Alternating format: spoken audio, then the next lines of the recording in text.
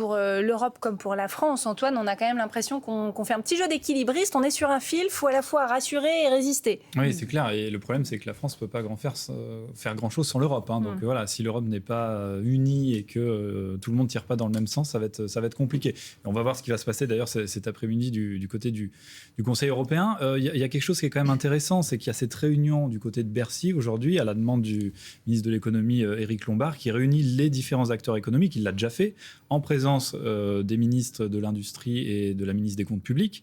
Donc voilà, ils essayent aussi d'avancer, on va dire, sur le volet franco-français aussi, comment la France peut aussi réagir et faire des propositions du côté de nos partenaires européens. Et puis, il y a aussi cette proposition, alors elle fait couler beaucoup d'encre chez les entrepreneurs, et je pense que Clémence confirmera, mais d'un appel au patriotisme économique de la part des chefs d'entreprise. Donc c'est un petit peu compliqué aujourd'hui de demander à des chefs d'entreprise qui souffrent pour la plupart, enfin en tout cas nombreux sont certains qui nous disent qu'aujourd'hui c'est pas facile, en plus de leur demander d'être patriotes et de rester franco-français, quoi. Yves Bertoncini, ça vous fait réagir ce qu'on est en train de se dire en plateau? Vous vouliez intervenir? Oui, je sens bien qu'il y a une impatience sur ce que l'Europe pourrait faire, et quand on entend Donald Trump proférer de telles insanités, on a envie de lui mettre un coup de boule. Mais il faut un peu garder son sang-froid. Sans violence.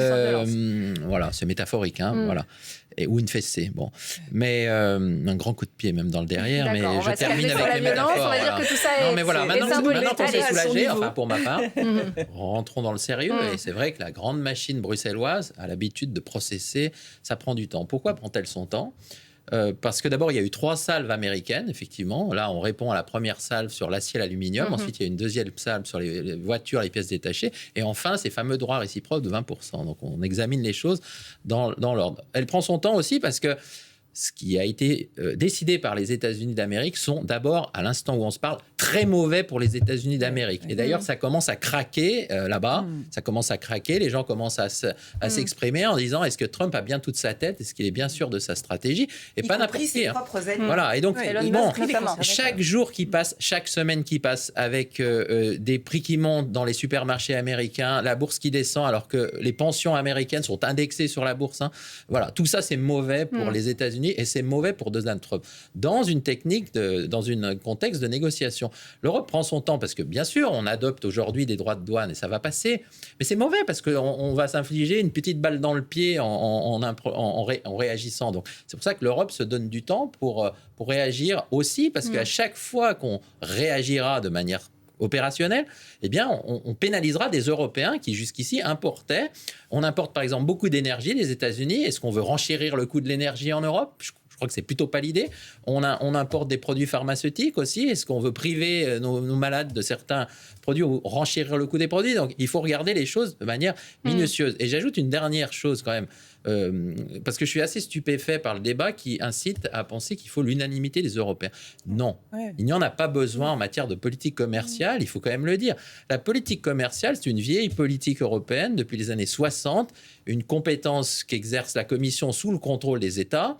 Et quand les États se réunissent dans des comités qui encadrent la Commission, ils votent à la majorité. Alors certes, c'est la majorité qualifiée, mais souvenez-vous, quand il a fallu adopter des contre-mesures sur les véhicules électriques chinois, les Allemands étaient contre. 5 pays, en plus de l'Allemagne, étaient contre. C'est pas grave.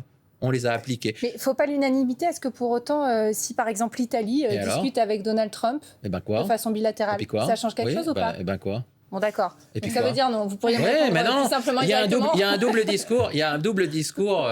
Non, pardonnez-moi parce que c'est un peu émotionnel, mais franchement, il y a un double discours. Madame Meloni ne se désolidarisera pas de l'Union européenne sur un sujet comme ça, je vous le dis. Et en revanche, elle a un jeu politique partisan vis-à-vis de son opinion publique. Elle le joue vis-à-vis de Donald Trump. Mais encore une fois, rappelons-nous, la majorité qualifiée. La France ne veut pas de l'accord UE-Mercosur. Il y aura un accord UE-Mercosur quand même. C'est triste pour la France parce que c'est à la majorité qualifiée. Et pour les sanctions qu'il va falloir adopter, oui, tout le monde va jouer son jeu. Donc, pour revenir sérieusement, Madame Meloni, elle va essayer d'aller voir Trump pour que peut-être ça tombe sur les vins, l'alcool pétillant, mais plutôt le champagne et pas le prosecco. Voilà, c'est ça qu'on peut réussir à essayer de sortir. Voilà, mais des décisions américaines. Mais pour les décisions européenne, elle sera dans un consensus. Vous savez, Mme Meloni, M. Orban, je termine, ne voulait pas de Mme van der Leyen à la tête de la Commission européenne. Ils étaient que 2. C'était une décision à la majorité qualifiée. Elle a été réélue.